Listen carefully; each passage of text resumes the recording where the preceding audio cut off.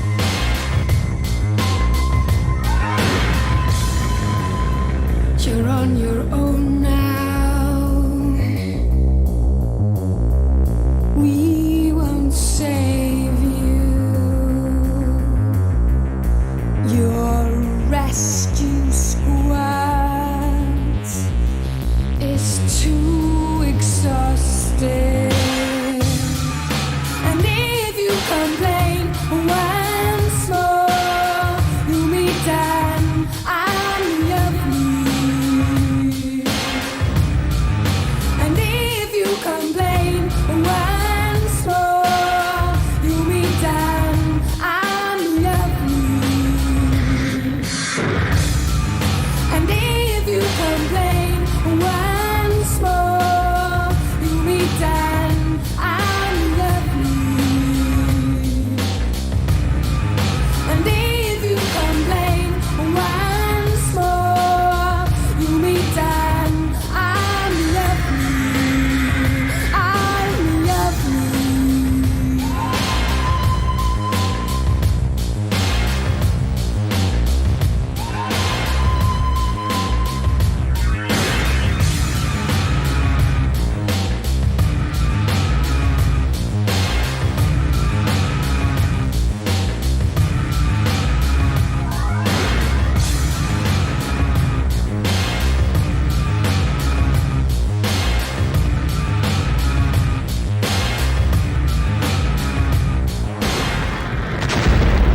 Comme disait Toré, être cinéphile, c'est pas connaître l'histoire ou les détails de tel réalisateur ou de tel film, mais c'est regarder un film et se dire là, il se passe quelque chose. On n'est pas des critiques ni des universitaires, mais aujourd'hui, on va voir s'il se passe quelque chose. Bonjour à toutes et à tous. Et bienvenue dans cette nouvelle émission de Plongée dans le noir sur Radio Coteau. Radio Coteau. La radio des poteaux. Des poteaux. T'attendais les fréquences, Ouais, mais non. 97.7, 104.5 et www.radiocoteau.com. Ça va, Julien ? Eh bien, impeccable, hein, écoute. Ouais. Pour cette belle matinée. Aujourd'hui, on n'est que tous les deux, toi et moi, dans mon bureau. Enfin, pas Tout à exactement fait. dans mon bureau, mais presque. Et on va parler d'un sujet très, très précis que tu nous as apporté. J'aurais jamais pensé parler de ce type un jour. Et pourtant, il faut en parler. Ouais, oui, il existe. C'est un fait, il est là, il faut en parler. Zack Snyder. Snyder. Déjà, pourquoi vouloir parler de Snyder ? Parce que je trouve que c'est un mec qui a une patte, en fait. Ouais. Les films sont pas forcément ce qu'on appellera dans un cinéma conventionnel, des classiques et compagnie. C'est pas Il était une fois dans l'Ouest, c'est pas... Voilà. Mais il fait des films qui sont uniques, qui sont de qualité, pour moi. Après, voilà, on verra que beaucoup ont été, pas clivants, mais ont pas fait l'unanimité. Je pense qu'il y a des gens qui adorent, il y a des gens qui détestent, il y a des gens qui peuvent pas. Je comprends, il n'y a pas de souci. Voilà.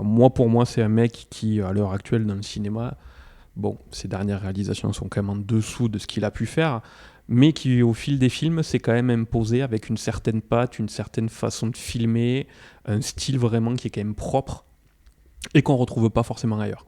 Ok. J'ai accepté qu'on parle de Snyder parce que cette semaine marque l'arrivée au cinéma du nouveau Superman. Ouais. Ça y est. Je suis pas hypé, tu vois. Et le dernier, c'est vrai ? Ouais. Et le dernier Superman date de 2013. Enfin, Superman tout seul, je veux dire. Ouais. Puisque c'est lui qui l'avait réalisé avec Man of Steel. Et tu vois, moi je suis plutôt dans cet autre camp que tu décrivais. Ouais. J'avais cru comprendre, hein, je suis venu en connaissance de cause. J'ai beaucoup de mal avec ce type. J'ai beaucoup de mal avec son esthétique, avec sa patte. Déjà, je trouve que... d'accord, il a des gimmicks, mais il s'enfonce dedans. Au point où ça devient quand même très redondant, hein, les ralentis à foison, la suresthétisation, l'esthétisation visuellement... j'ai le mot facile, je sais, mais un peu fascisante. Il faut de tout pour faire un monde.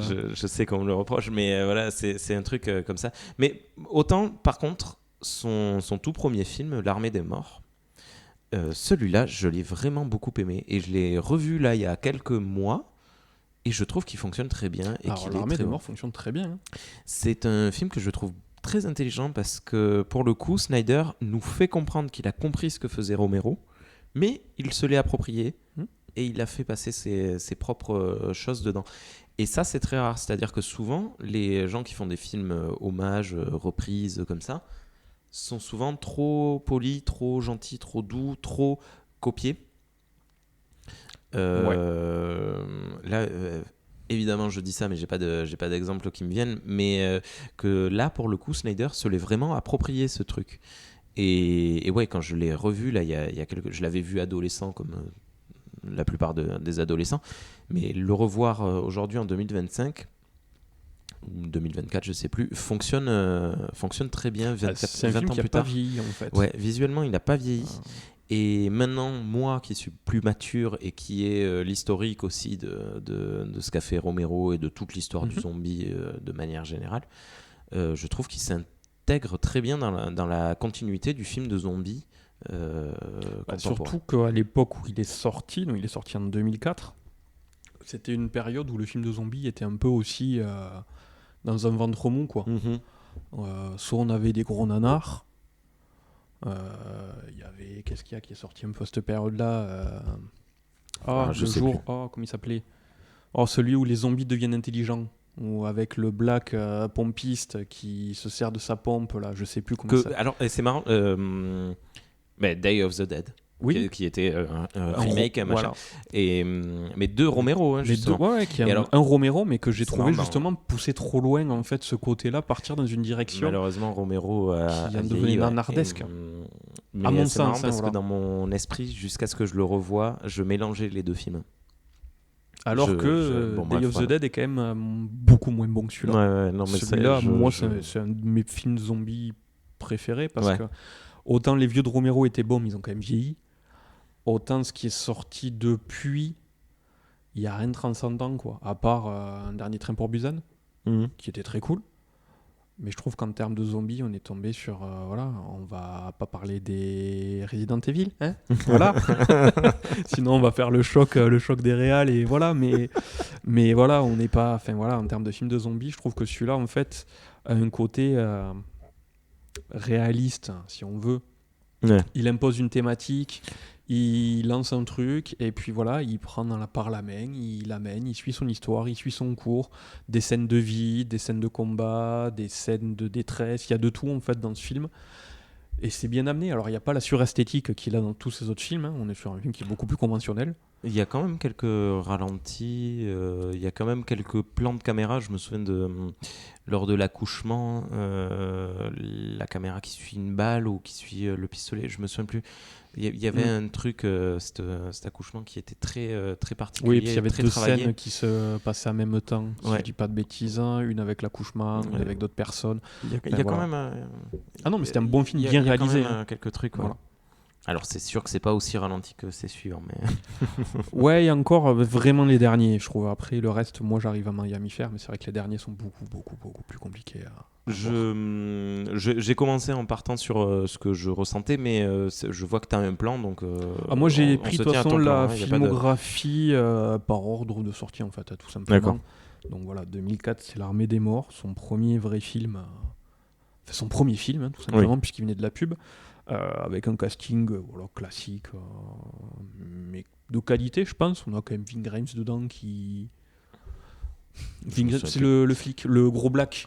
Ok. Qui est aussi dans l'émission Impossible, notamment. Ok, ouais. Qu'on voit aussi dans Piranha, hein, voilà. Si on veut parler de films un peu plus nanars.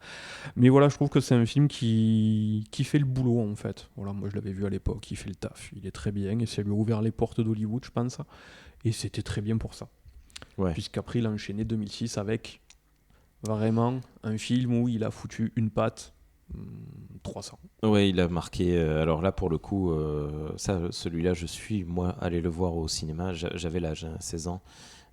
C'était vraiment. Ça a été une claque pour moi à l'époque.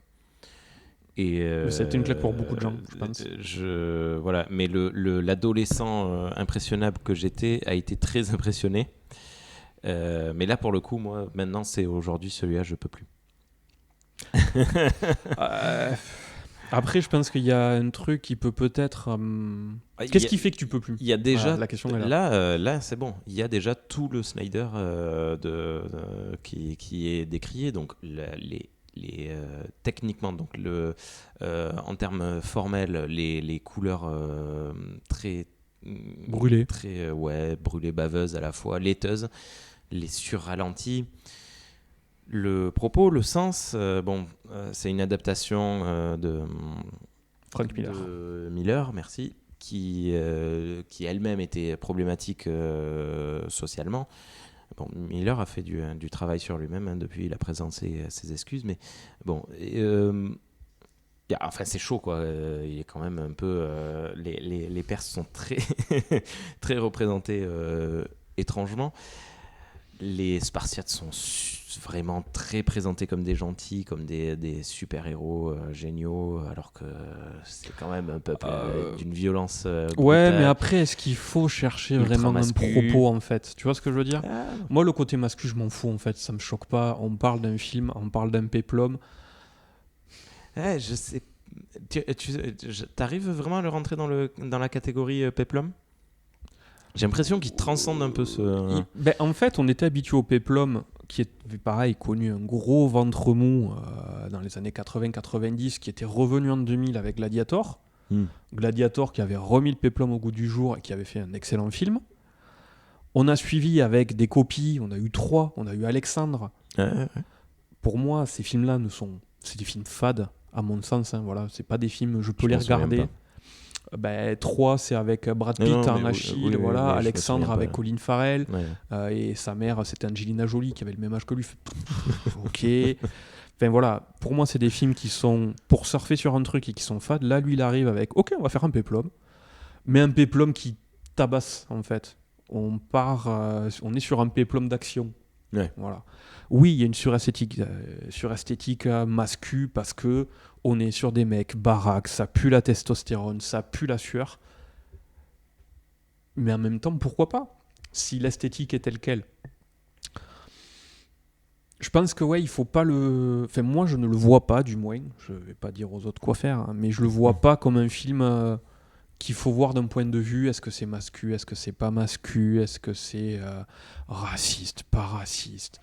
Il y avait une œuvre de base qui était un roman graphique. Il a adapté avec un style qu'on avait, je pense, pas vu auparavant, qui, le jour où il est sorti, a quand même foutu des grosses claques à tout le monde. Il y a de la violence, il y a des petits punchlines qui passent très bien. Je pense que qu'on l'aime ou qu'on l'aime pas, le This is Sparta, on l'a tous en fait. On l'a tous dans la tête. Et est-ce que c'est pas ça aussi un bon film ? C'est un film avec des trucs qui marquent. Cette séquence, elle est mythique. On va combattre au soleil quand ils se prennent la pluie de flèches et qu'ils sont sous leur bouclier. Il y a tout ce côté-là qui, moi, me plaît énormément dans ce film parce que justement, il est décomplexé au possible. Et j'ai pas envie de me prendre la tête à le complexifier. Voilà, tout simplement. Je sais qu'on est dans une période où justement on se prend la tête à essayer de se dire est-ce que c'est pas trop ci, est-ce que c'est pas trop ça, et tu vois, en préparant ça, je me suis dit effectivement en 2025 ce film sortirait, il se ferait sûrement clasher parce qu'on est dans une époque où il faut beaucoup de anti-mascu entre guillemets. Non, mais même de toute façon on peut le comparer de suite à, alors que je n'ai pas vu, mais à Rebel Moon qui est sorti l'année dernière. 2023, il y a quelques mois, qui pour le coup s'est pris une volée de bois vert sévère. Et qu'est-ce que tu en avais pensé de ce Rebel Moon ? Rebel Moon, pour moi, c'est plus... il est tombé dans trop...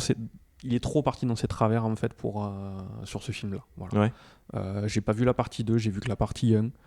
Mais effectivement, pour moi, il est parti dans...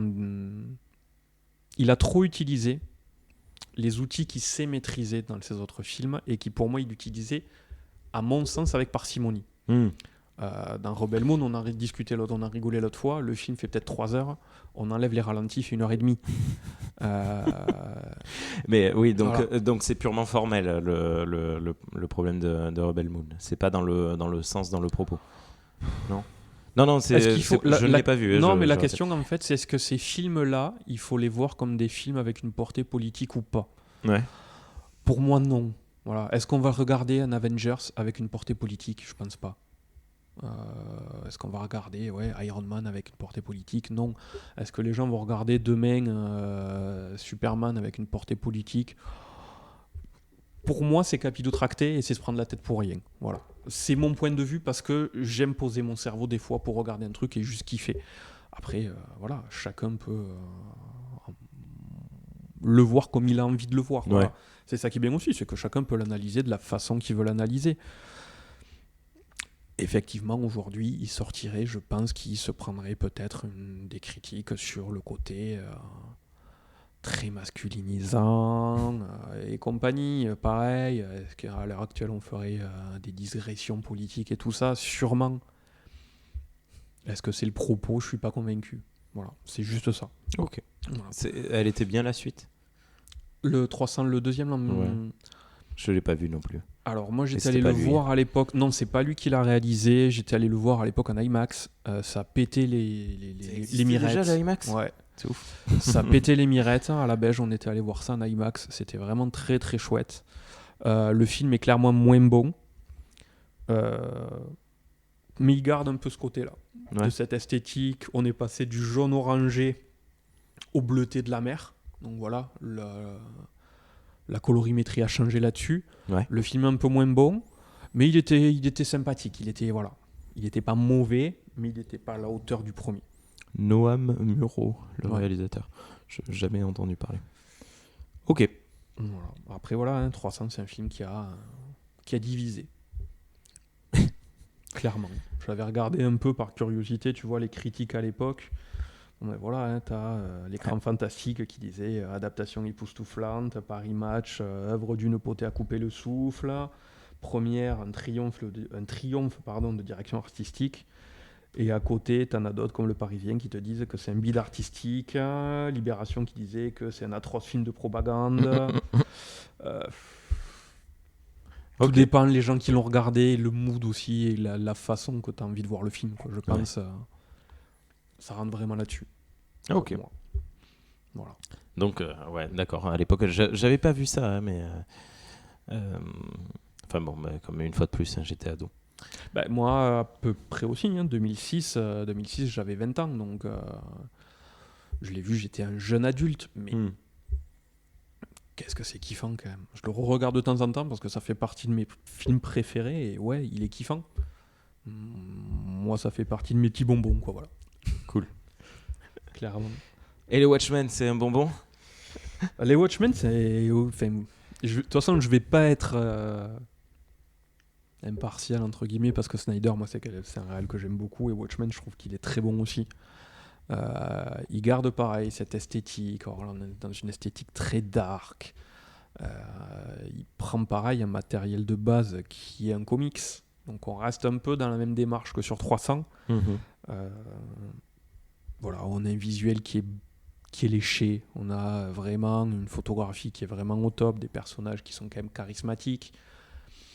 Un scénario, bon, il est connu de ceux qui ont lu la BD, mais ça reste, pour moi, c'est un bon film aussi. Oui, c'était pas quelque chose qu'on voyait souvent. Moi, ce qui me... Alors, pour le coup, c'est Watchmen que je voulais vraiment revoir pour aujourd'hui, mais j'ai pas réussi. Ça me surprend vraiment beaucoup parce que Alan Moore, donc l'auteur de la BD originale, est à l'opposé total de ce qu'est Miller. Dans ses écritures, dans sa manière de raconter des histoires, dans ses propos également. Et donc, le fait que Snyder adapte Watchmen, Watchmen les Gardiens, pourquoi l'avoir appelé comme ça, Watchmen, juste après 300, je pense que c'est une prise de position de sa part pour dire arrêtez de me politiser. Moi, ce qui m'intéresse, c'est l'esthétique. Mais ouais, mais on en revient à ce que je disais tout à l'heure. En fait. Mm-hmm. Mais voilà. Bon, après, le problème, c'est que les suivants. Bon. Mais je ne me souviens pas du tout du film. Et ça, c'est un peu malheureux parce que je sais que je l'avais bien aimé, que je l'avais trouvé long. Par contre, le film est long, il fait 3 heures, je crois, quasiment, un truc comme ça. Donc après, il est quand même assez long. Ouais. On peut sentir quelques petites longueurs par moment. Mais il est bon, quoi. Voilà. C'est un film. Le problème, c'est qu'après, on a enchaîné. On était en 2009, au début de la razzia Marvel. Ça avait déjà commencé ? 2009, Iron Man était sorti, je pense, non ? Ah ouais ? Je sais pas, on se fait vieux. Hein. Iron Man, c'est quelle année ? Toi qui as le savoir sous les yeux. mais ouais, on s'est bouffé du Marvel après, où on avait du gros blockbuster... bien Disney, quoi. 2008, Marvel. Ouais. Iron Man, le premier. Ouais. Et Watchmen, en fait, pour moi, c'est un film de super-héros, mais c'est un film de super-héros intelligent. Mm-hmm. On est sur un film qui a vraiment des... Je saurais pas redonner d'exemples comme ça concrets, hein, soyons très clairs. Mais de souvenirs, il avait une démarche, que ce soit aussi bien dans la façon de s'exprimer, dans la façon d'être filmé, dans les relations des personnages et tout ça. C'était de l'elevated super-héros. Ouais, c'est ça en fait. Tu te dis, quand tu regardes après que tu vas te bouffer toute une phase 1, phase 2, phase 3 de MCU, te dis, mais en fait, le Watchmen, bah, c'était un bon film de super-héros. C'était un film de super-héros intelligent. C'était pas un film fast-food. Ouais. comme peuvent l'être tous les autres qui ont suivi.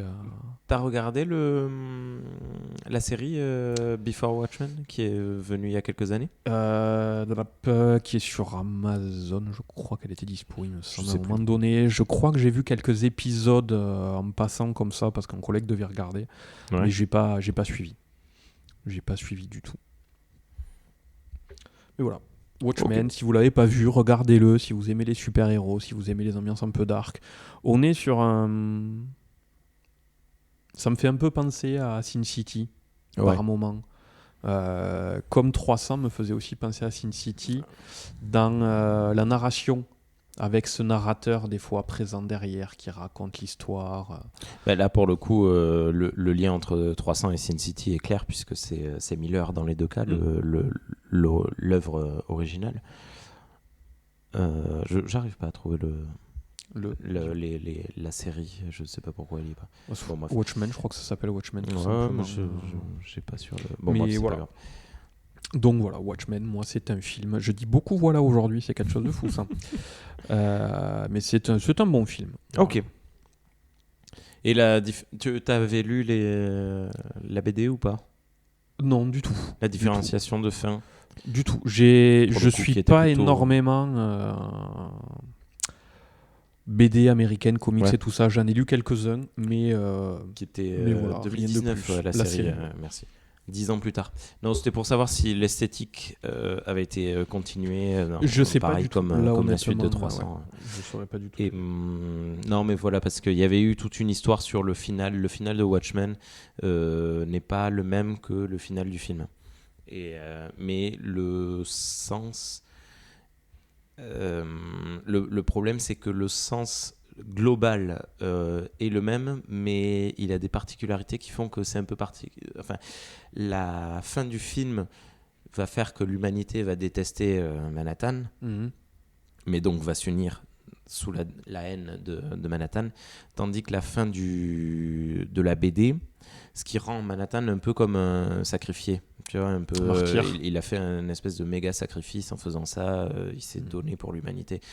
Tandis que dans la bande dessinée, il fait apparaître une espèce de monstre grotesque extraterrestre en plein milieu d'une ville. Et la résultante est la même, c'est que les gens ont très très peur et se disent l'humanité en fait s'unit dans la crainte de ce qu'il y a dans l'espace. D'accord. Tu vois. Okay. Mais Manhattan est très en retrait de ça et du coup voilà. Et il y avait cette petite subtilité, je voulais avoir que dans le film il devient plus bouc émissaire qu'il ne l'était. Ton avis, ouais. Bon, non, je t'avoue, on rentre dans une période quand même où il sort un film par an, ou presque. Ouais. Jusqu'en 2017. Après, ça va ralentir un petit peu. C'était assez effarant. Assez énervé. Ouais, il sortait. Il sortait du film, le garçon. Et du film qui était quand même, à mon sens, de qualité. Bon. Le prochain, 2010, Les Royaumes de Gaoul. C'est un film animé. C'est un film d'animation avec des chouettes. Oui, ça y est, je vois ce que c'est. Et je vais être tout à fait honnête, je ne l'ai pas vu. Ah, bon. Parce que il m'a jamais tenté, en fait, visuellement parlant, un film d'animation avec des animaux. C'était pas forcément mon trip. Et pour avoir regardé un petit peu en préparant l'émission certains trucs sur le film, et en fait ça m'a donné envie de le regarder. Donc il faudra que je me mette dessus et que je le regarde. Tu nous en parleras dans un coup de tête, coup de boule, des coups de cœur, coup de boule. Ouais, peut-être. En fait, ça m'a semblé plus mature que je ne pensais que ça l'était. En fait. Voilà. Donc je me dis, pourquoi pas, vu qu'il y a relativement peu de choses par moment à se mettre sous la dent. J'ai même pas vu. Attends, c'est quel studio qui l'a sorti quand même? Parce que... Ah ouais, Village Roadshow Pictures, c'est pas un triple A, quoi, c'est pas... Ah non, c'est les mêmes... mais Village Roadshow, je crois qu'ils bossaient beaucoup chez eux, de toute façon, même pour les autres. Hein. Ouais. Non, mais c'est marrant. Ok, bon, on passe à 2011 avec Sucker Punch. Et oui, 2011 avec Sucker Punch. Tu l'as J'ai vu pas vu. Non. Tu l'as pas vu? Je l'ai pas vu parce que je suis tombé dessus chez mes grands-parents sur internet. Non, pas sur internet, sur n'importe quoi, sur Canal ou je sais plus quoi. Et quand je voyais qu'il y avait des allers-retours entre la réalité et un monde fantasmé, je me suis dit oh, c'est de la merde, et je me suis jamais repenché. Ce qui est très méchant de ma part et un manque clair d'ouverture d'esprit. Donc peut-être qu'un jour j'y retournerai, il n'y a pas de problème. Mais à ce moment-là, non. Et après, du coup, j'y suis jamais retourné. Moi, j'aime beaucoup ce Carpenter aussi. Voilà. Il a beaucoup de qualités, mais pas forcément au niveau scénaristique et cohérence. C'est-à-dire que si on veut le décortiquer un peu d'un point de vue scénaristique ou cohérence, on trouvera forcément des choses à redire. C'est très alambiqué par moments, c'est voilà. Ok, c'est décousu, c'est un peu bancal, mais visuellement ça défonce quoi. Ok. Visuellement ça claque. Alors c'est pareil, on pourra nous dire ouais, mais dans 300 c'était que des mecs torse nu plein de muscles. Oh, Sucker Punch, c'est des nénettes en mini-jupe qui dansent comme des stripteaseuses. Ouais. Ouais, si tu veux. Ça te plaît. M'en fous parce que oui, elles vont sortir en mini-jupe, mais elles vont sortir un gros katana pour tailler des ninjas de 3 mètres de haut en armure d'acier, ou pour des gros flingues pour buter du zombie nazi et des orques et tout ce que tu veux et des dragons. Enfin voilà, ce film est un gros melting pot de plein de choses. Ouais. En fait, il te prend par la main, t'arrives dans le film, il te prend par la main, il te fait vas-y, viens, on va se balader. On va voir plein de trucs différents. Et puis voilà, profite de la balade. Les musiques sont top. Vraiment, je trouve que la BO sur ce film est vraiment exceptionnelle. Et puis voilà, quoi, c'est un voyage pendant 2 heures, 2h30 peut-être, en version longue si vous pouvez, en VO version longue, parce que la version longue, les passages en plus ne sont pas... Ils n'ont pas été doublés? Non, ils n'ont pas été doublés. Okay. Donc si vous voulez la version longue, soit vous avez 2 langues, soit vous écoutez en VO, et c'est très bien comme ça. Mais voilà, pareil, on est sur une esthétique qui est très très marquée. J'allais dire que c'était aussi une adaptation, mais en fait non. C'est vraiment un truc original qu'il a fait là-dessus. C'est sa première œuvre originale et une des rares qu'il a fait de toute façon. Ouais.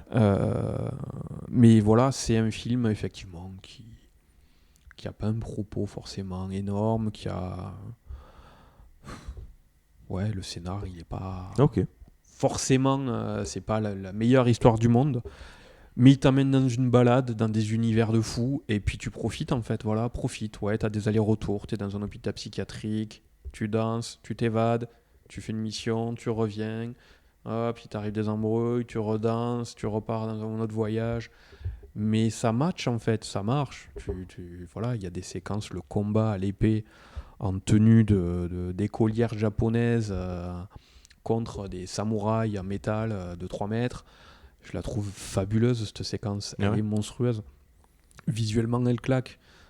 Voilà, c'est un film qui esthétiquement coche des cases. C'est pas un chef-d'œuvre peut-être, mais voilà, moi c'est un gros kiff à chaque fois de le regarder, clairement. Okay. Alors comme dit, hein, j'essaierai de lui donner une chance un jour. Mais pareil, il faut le regarder, je pense, sans se poser trop de questions. Voilà, on se pose et on prend le voyage. Et mince, il n'est pas disponible en streaming. Ok. Enfin, ouais. sur les plateformes classiques. Ok. Arrive 2 ans plus tard, ça y est, il s'est fait repérer pour de vrai. C'est ça. Pourtant, ces films étaient des succès. Hein. Alors, les films étaient des succès parfois mitigés. Sucker Punch, ça reste un succès critique mitigé. Ouais. Box-office...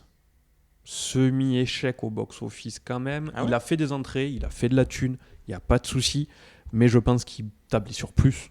Voilà. Watchmen a été, je pense quand même, peut-être de ces 3-là, entre 300 Watchmen et Sucker Punch, peut-être le succès critique le plus unanime, entre guillemets, je pense. Et 300 était un succès quand même au box-office. Au box-office, il y avait du monde. Voilà. J'avais noté, sur 300... 300 en France, c'était quand même 1 660 000 entrées, C'est beaucoup. dont 800 000 sur la première semaine. Voilà, sachant que 28 ans plus tard, qui est sorti il y a quelques jours, quelques semaines, a fait 180 000 Mais sur attends, ça veut dire qu'il s'est effondré quand même, parce que 800 000 en une semaine, pour au final ne faire que 1 million, que 1 million, ça veut dire que Ouais, le mais mois, combien de temps il a eu qui de- a suivi, il a fait que 200 Ouais, 000. mais combien de temps il a eu d'exploitation? C'est ça aussi, je sais pas. D'accord. Après, Ah, c'est bizarre. c'est les chiffres que j'ai pu trouver. Hein, voilà. Ok. Non, Mais d'accord. voilà, pour donner un Tu disais comparatif, quoi, 28 ans plus 28 ans plus tard, a fait 180 000 sur sa première journée, sur sa première semaine. tard Ouais. On est quand même bien au-dessus. Hein. On est au-dessus de Toute pour une qui a fait 14 000 en 3 semaines. Ouais. Il fallait Oui, bien oui. que je tacle un coup là. Ah, le pauvre, Mais, ce film apparence. Bon, bref. Mais bon, voilà, on est quand même sur des films qui ont marché, qui ont envoyé, qui l'ont fait grimper au point d'en arriver à être opéré par la Warner et arriver avec une grosse licence. Vraiment une adaptation pure et dure, puisque là on est sur Man of Steel en 2013, donc l'adaptation de Superman. L'homme de fer. Ah, Ouais. bien. Super. C'est la même personne. Ouais. Sauf quand il met ses lunettes, où il n'est plus lui. Qui nous a fait découvrir Henry Cavill. Cavill, voilà, qui je suppose avait déjà une carrière avant, mais dont je n'ai pas la connaissance. Pareil, à nouveau, là, un Superman que, ma foi, là, on était dans une période où moi, pour le coup, j'étais vraiment très très gros lecteur de comic book. Toute la première phase Marvel, je l'ai dévoré en avant-première, et quand DC s'est mis à faire ses films, enfin avec Warner, j'allais les voir.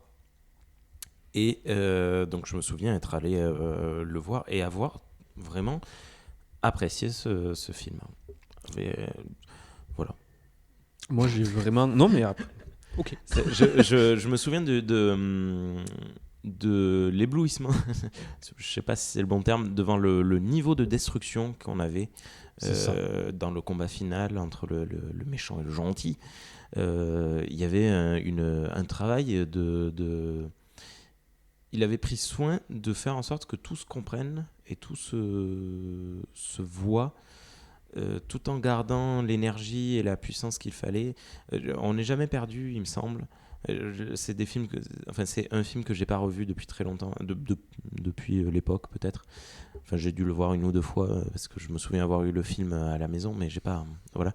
Et voilà. Par contre, je m'étais un peu énervé sur le personnage de l'oncle, non, pas de l'oncle, du père. Comment il s'appelle Kevin Costner. Kevin Costner. Sa façon de mourir était un peu naze. M'avait énervé. Ouais, après la mort du père adoptif est bof. Oui, et puis Bon. c'est pas non plus. Enfin, je peux pas juger ce film là-dessus, quoi. C'est pas Voilà. non plus si important. Sur une échelle de la mort de Marion Cotillard, on est quand même Mais la pauvre. le running gag, quoi. Aïe, aïe, aïe, aïe. Alors moi je l'ai vu au ciné aussi, Man of Steel à l'époque. Et la première fois que je l'ai vu, T'as pas aimé?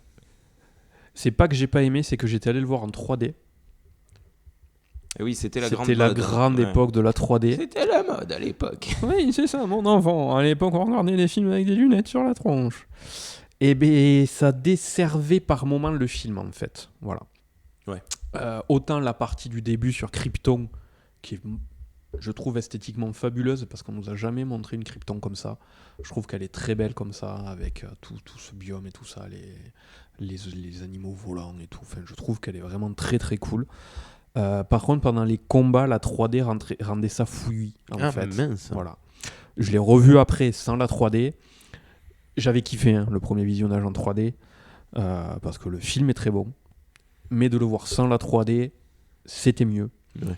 Et effectivement, je te rejoins là-dessus, en fait. Alors, il est peut-être moins marqué visuellement que ne l'était Watchmen, 300 ou Sucker Punch. Par contre, il est arrivé à réaliser quelque chose que à l'époque, et toujours maintenant au final, je n'avais pas ressenti dans un film de super-héros. C'est la puissance.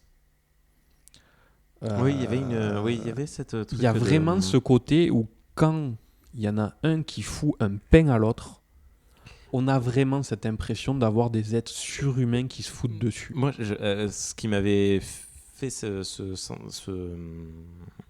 truc sur la puissance, c'est quand il soulève une plateforme pétrolière à un moment. Et il est nu parce qu'il est en feu ou je sais plus quoi. Ouais, c'est au début du film. Et je me souviens voir ça et me dire, wow, il y a un truc là-dessus. Il y a ce côté-là, et puis dans les combats... Il aime les beaux corps. Ouais, bah après c'est Superman, hein. On va pas mettre le vendeur de BD des Simpsons, mais... voilà. mais ouais, il y a ce côté même quand ils se foutent des... Je pense qu'un des premiers combats, je crois, c'est quand il est dans les rues contre la nana et le mec. Ils sont deux. Ils sont deux, ouais. Ils se prennent des tatanes et tu vois que la route, elle s'enfonce, qu'ils freinent. Mais tu sens la puissance des impacts, tu sens la puissance des chocs, je trouve, à l'image. Et c'est quelque chose que tu ressens pas, par exemple, dans les Marvel.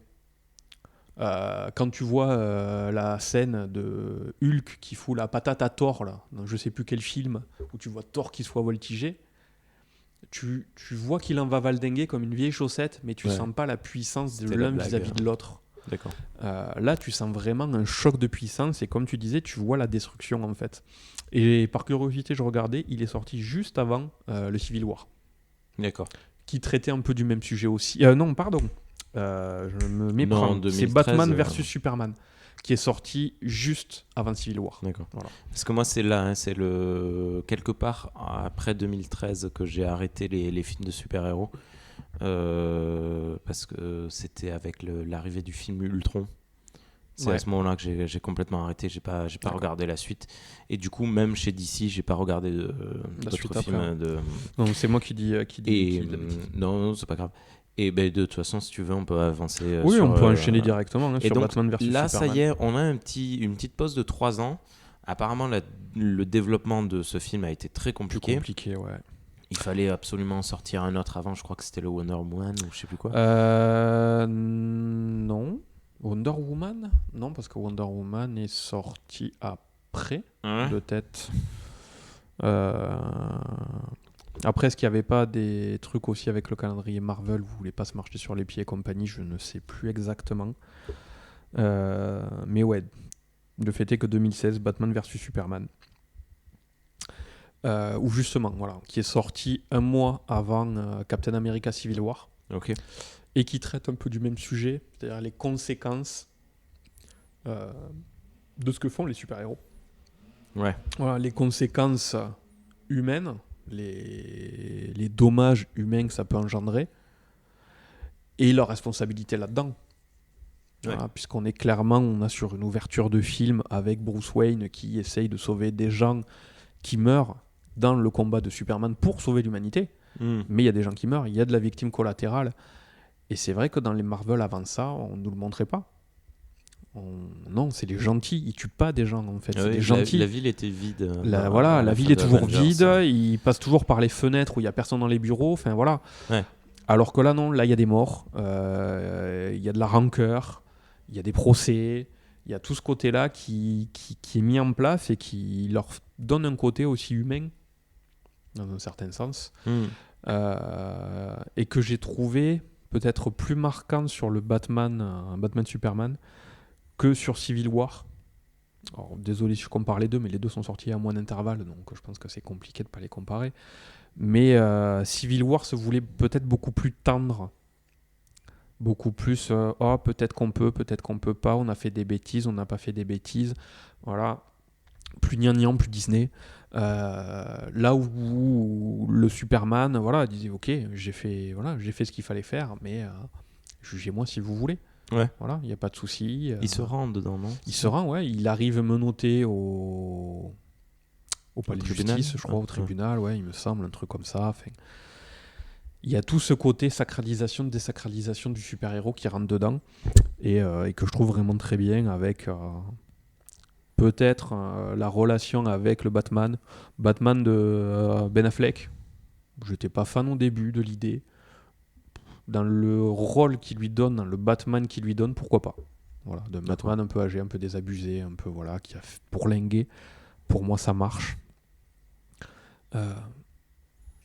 La relation entre les deux, comment elle évolue, faut le voir en version longue. C'est plus poussé, c'est plus... Voilà, la version courte bâcle peut-être un petit peu tous ces trucs-là et ça en devient peut-être un peu bancal. Mais sur la version longue, je trouve qu'il se rattrape quand même un petit peu. Puisque ça aura aussi un peu été le début des déboires que retrouvent certains réalisateurs à devoir sortir des films de moins de 2 heures parce qu'il faut que le film dure tant de temps et tout ça et qu'on peut pas tout expliquer, patati patata. Voilà. Bon film pour moi, mais à voir sur l'Ultimate Edition. Alors désolé, j'avais mon ordi qui plantait. Je t'en prie. J'ai plus rien qui marche. Si, c'est revenu. Et du coup, l'année suivante est sorti, mais pas sorti. Justice League, c'est lui, c'est pas lui. Justice League. Alors Justice League. Voilà. Justice League est un mauvais film. Il est un mauvais film parce que, comme on en revient de ce que je disais juste avant, la Warner, c'est pas Village Pictures, Roadshow et compagnie qui te lâchent les brides. C'est des gens qui ont quand même envie de tenir les rênes. On l'a vu avec Harry Potter par exemple, où il y a des films qui se sont retrouvés amputés de scènes quand même importantes parce qu'il fallait rentrer dans les clous du cahier des charges. Et Justice League en fera les frais. Alors on fera les frais directement et indirectement. Justice League, c'est un film que Snyder a tourné, mais qui n'a pas post-produit, parce que sa fille est décédée. Oh. Donc il n'a pas fait la post-prod. Il a perdu sa fille, qui était une ado, enfin voilà, vraiment jeune. Du coup, il est parti de la production. Et la Warner a embauché Joss Whedon, à qui ils ont dit de faire un film plus coloré, plus fun et plus court. Donc on s'est retrouvé avec un film de 2 heures, avec un Avenger en fait. Voilà. On avait une copie d'Avenger, là où les précédents films justement de DC changeaient de par ce côté plus mature, plus adulte, plus marqué.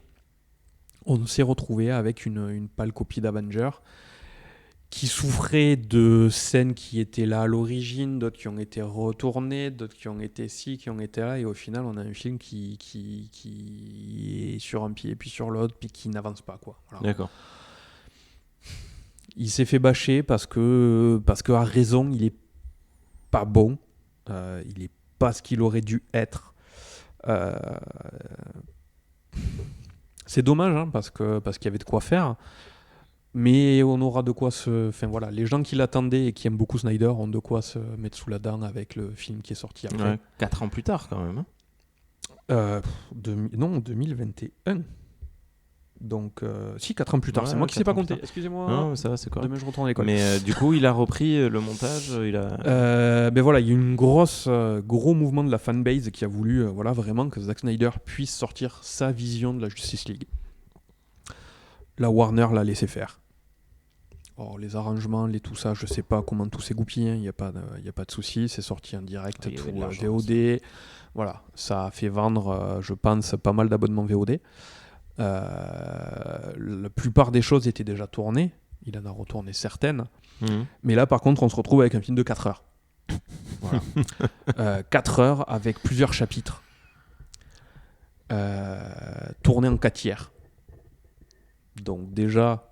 En noir et blanc aussi, non ? Ils ont fait une version Grey Justice ou un truc comme ça, mais là il y a une version couleur. D'accord. Et on se retombe là par contre avec un film qui est plus proche des autres, qui est plus sombre, qui est plus mature, qui est plus violent par moments. Tout ce côté très dark.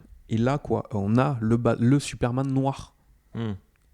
Dans, alors moi je les ai pas lus, mais je sais pas si tu les avais ou pas, La mort de Superman dans le comics. Quand il renaît, il a son costume noir. D'accord. Du mec qui revient, du Superman qui revient à la vie. C'était ce qui était censé être plus ou moins adapté là-dedans. Ils l'ont refait sortir en bleu dans le film, dans le Justice League premier du nom. Dans celui-là, il est noir. Il est vraiment noir. Il a vraiment vrillé un petit peu. Il y a vraiment des choses qui se sont pas très bien passées. On a le vrai méchant qui apparaît. On a Darkseid qui apparaît. Là où avant, c'était Steppenwolf. Avis aux fans de métal. Il y a plein de groupes qui s'appellent Steppenwolf, ça me fait penser à ça. Mais voilà, il y a toute la séquence du Nightmare qui est très très cool, qui est la séquence où Superman a perdu Lois Lane et devient un gros barbare, devient vraiment le méchant, l'antagoniste, où on voit Batman, qu'on pouvait voir déjà dans son rêve dans Batman vs Superman, dans un monde à moitié apocalyptique, qui fait équipe avec avec Joker, avec Harley Quinn, avec Aquaman, avec voilà, les méchants, les gentils qui se mettent ensemble, parce que le grand méchant qui est venu maintenant, c'est Superman qui a vrillé. Il y avait tout ce côté-là qui a été tout effacé. D'accord. Il y a plein voilà, de petits passages comme ça qui sont vraiment super sympas, super intéressants. Voilà. Pour moi, c'est un film qu'il faut quand même arriver à voir et à digérer, parce que 4 heures, ça peut paraître très long. Il n'est pas si lent que ça, malgré tout. Il est découpé en chapitres, donc si vous n'avez pas forcément le temps, ça peut aider à au visionnage. Ouais. T'as dit qu'il avait été recoupé au format 4 tiers, donc c'est-à-dire que nous on regarde les films en 16/9, donc un écran très large, assez compact en hauteur. Donc le 4 tiers c'est l'inverse, c'est-à-dire que l'image c'est Instagram. L'image on a des bandes sur les côtés au lieu de les avoir en bas. Elle n'est pas très large, mais par contre elle est un peu plus haute. Il a retravaillé d'autres choses de son esthétique habituelle là-dessus, c'est-à-dire les ralentis, les couleurs baveuses. On retombe sur l'esthétique. Non, parce que je pense qu'il y avait quand même une maîtrise qu'il fallait avoir par derrière pour sortir un produit vraiment plus mainstream. Le premier Superman là, de 2019 était très différent de ses films précédents. Tout à fait. Non, c'est pour ça. Pas... Mais il avait quand même une esthétique froide. Oui, c'était pas éclatant. Voilà. Là où, en fait, le Justice League de Whedon, c'est les Gardiens de la Galaxie, quoi. Il y a des couleurs partout, les couleurs sont vraiment colorisées, on va dire. Elles sont pas... Je sais pas comment dire. Elles sont éclatantes. Ouais, voilà, c'est ça. On est sur quelque chose de beaucoup plus éclatant, de beaucoup plus vif, voilà, que sur ce qu'il avait fait sur Man of Steel et Batman versus Superman, et on retrouve cette esthétique-là, par contre, effectivement, dans la Snyder's Cut. Ok.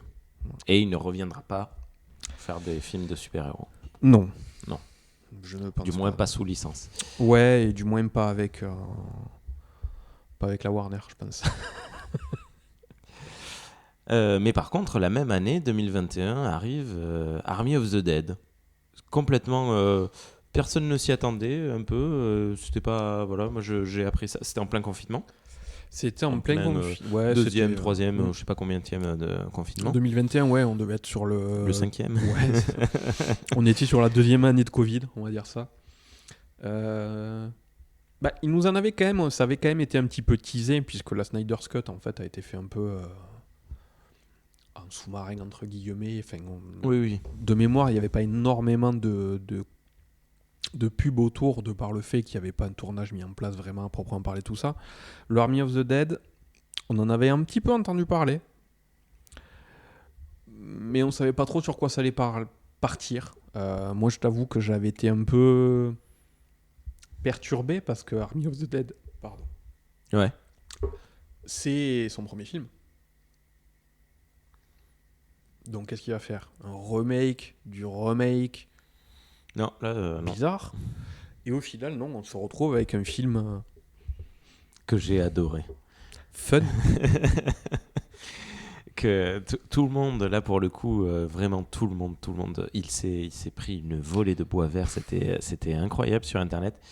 Et je me souviens très bien un soir me dire, allez, je le mets. Et avoir me dire, c'est fun. Mais pourquoi les gens le détestent ? C'est fun. Il est très drôle.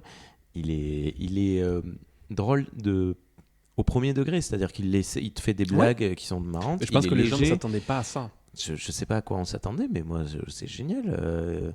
Voilà. Il y a des chevaux morts-vivants, c'est très drôle. Il y a plein de...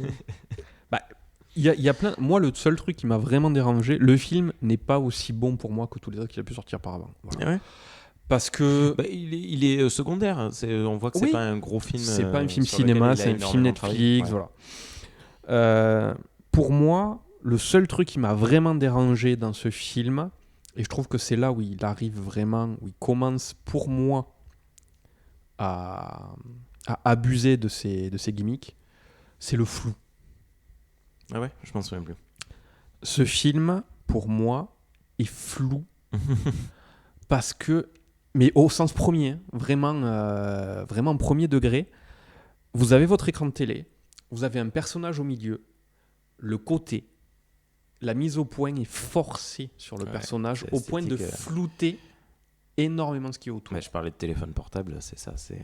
Ok. Et alors, on a un effet bokeh, ouais, clairement, mais surexploité. Ça peut avoir de la pertinence sur certaines scènes, mais j'ai trouvé que dans le film, il était surexploité et du coup, tu ne peux pas profiter par moment de la richesse des décors qui sont autour. D'accord. Quand il se promène dans le Las Vegas, il y a de tout partout. Il y a des bagnoles, il y a des décors, il y a des machins. Ben non, en fait, tu es sur la personne qui est au centre de ton image et tout ce que les gens se sont fait chier à faire autour pour les décors, c'est flouté. Ouais. Et j'avoue, c'est ce qui m'a un petit peu dérangé dans ce film. Après, l'histoire est cool, les personnages sont cool, les zombies sont fun. Voilà, il y a un tigre zombie, il y a un cheval zombie, il y a une zombie enceinte. Voilà, il y a des personnages en couleur. On est sur du Left 4 Dead, clairement. Ah oui, on remplit toutes les cases du jeu vidéo avec voilà, le grand baraque, le chef d'équipe, la baroudeuse, le mec intello pétochard. Enfin voilà, on remplit toutes les cases. Et voilà, c'est un bon divertissement. Ah, ok. C'est pas un grand film, mais c'est un bon divertissement. Quand on sait pas regarder le soir, pourquoi pas. Ok. Donc ça, c'était une sortie en direct streaming, comme son précédent Netflix. film, son Justice League. Et arrivent 2 autres sorties direct streaming. Ouais. Rebel Moon, partie 1 et 2. Ouais. Qui, eux, par contre, avaient été énormément hypés. 2023 puis 2024, ouais. Eux, par contre, ils ont dit Snyder va vous sortir le nouveau Star Wars. Ça a été vendu comme ça, ouais. Ça a été vendu vraiment comme une grosse saga spatiale qui concurrencera ce qui s'est déjà fait, tout ça. C'est pas le cas. Voilà. Ça aurait pu être bien. Mais ça l'est pas. Déjà, comme j'ai dit tout à l'heure, de par les ralentis, voilà, autant dans Army of the Dead, il utilisait à foison ce floutage-là, autant là, il abuse et surabuse et surabuse du ralenti. Il y en avait vraiment trop. Ouais. Il y en a énormément. Pourtant, quand je l'ai regardé, le 1, je me suis dit, j'ai quand même passé un bon moment. Ah ouais? Je m'étais dit, bon, on regardera le 2 quand il sortira. Je l'ai pas fait. Voilà. Je m'étais dit, bon, on nous propose des versions longues qui vont arriver dans pas longtemps. Bon, mais je sais qu'avec Snyder, il faut plutôt regarder les versions longues que les versions courtes, parce que ça va plus au cœur des choses. Ok, je regardais les versions longues. Et toujours pas fait. Faut que je me motive, parce que c'est quelque chose qui est sur ma to-do list et qui vraiment, voilà, parce que j'ai envie de lui donner une chance sur ces films-là. Je sais qu'ils ne seront pas à la hauteur de ce que l'homme a déjà pu fournir. Ouais. Mais j'ai envie de leur donner une chance. Voilà, est-ce que ça peut pas être des films fun, en fait, voilà, ouais. juste un spectacle, un divertissement comme ça. Le premier était pas mauvais en soi sur le fond. Il allait piocher peut-être un peu trop à droite à gauche. Ça faisait un peu on construit notre équipe d'Avengers pour contrer l'Empire. Mais pourquoi pas? Ouais. Mais voilà, c'est dispensable dans la filmographie du monsieur, quoi. Voilà. D'accord. Ok. Ça l'a un peu grillé apparemment. C'est-à-dire que là... je pense qu'en fait Netflix a foutu énormément de thunes dedans. Parce que le budget, je pense, est quand même colossal. Parce que visuellement, les effets spéciaux sont quand même de qualité. Et ça veut en foutre plein la gueule, clairement. Je pense qu'il faudra peut-être qu'il se relance avec quelque chose de plus mesuré, de plus intimiste peut-être. Voilà. Il a déjà un petit peu fait, puisque c'est peut-être pas dans sa filmographie à proprement parler, mais il a sorti une petite série animée aussi, monsieur, sur Netflix aussi, puisqu'il a sorti Twilight of Gods, ouais, qui est vachement bien. Ah ouais. On est sur une série animée de quelques épisodes avec une esthétique vraiment très particulière parce qu'on n'est pas dans le surréalisme ou quoi que ce soit, hein. On est vraiment sur quelque chose de très... Terre à terre. Pas minimaliste, mais je sais pas comment expliquer cette imagerie-là. Tiens, je te montre une image si ça te parle. Voilà. On est sur une animation qui est dans ce style-là. Oui, épuré quoi. Voilà, c'est très épuré. On est sur des aplats de peinture pour les tenues des protagonistes et tout ça. On est sur de la mythologie nordique. D'accord. Ah, ça n'a rien à voir avec Rebel Moon. Du tout. D'accord. Du tout. On est vraiment sur de la mythologie nordique où c'est... laisse-moi me souvenir comment elle s'appelle. Je crois que c'est Freya. Non, c'est Sigrid, pardon. D'accord. Sauve Leif, un roi. Et au moment où elle doit se marier, vu qu'elle en fait fait partie à la base du peuple des géants, toute sa famille est tuée par Thor. D'accord. Qui vient et qui les défonce dans une gerbe de sang dans tous les sens. On est vraiment sur de l'animation pour adultes, hein. On n'est pas voilà, pour les enfants. Et du coup, c'est le périple de Sigrid pour se venger de Thor et donc aller tuer un dieu. D'accord. Et ben c'est cool. C'est fun, je me suis bouffé tout en peut-être une après-midi ou deux, et c'est très très bon. Voilà. C'est des petits trucs qui arrivent comme ça, sans crier gare, et qui font plaisir parce que ça marche en fait, tout simplement. Ok. Donc si vous l'avez pas vu, si vous avez un peu de temps devant vous, regardez ça, c'est vraiment très très cool et c'est sur Netflix. Ok. Voilà. Eh ben super. Ça peut servir de belle fin ouais, pour lui. Ça peut te servir de belle fin parce que il termine sur quelque chose qui est plutôt de qualité, même si le truc est passé peut-être un peu sous les radars. Voilà. Ouais. J'espère juste que il pourra choper d'autres choses, d'autres projets par derrière qui lui permettront de revenir un petit peu sur le devant de la scène, mais sans abuser de ses gimmicks. Pitié. Voilà. Ok, ça marche. Bah écoute, merci beaucoup Julien. Et bien avec plaisir. Il y a d'autres choses que tu voudrais dire sur Snyder nous exhorter à lui laisser une seconde chance.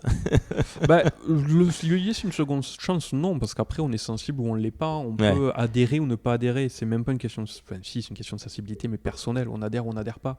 Il y a des gens, je peux comprendre qu'ils adhèrent pas ou qu'ils voient un message qui ne leur plaît pas. Pas de souci.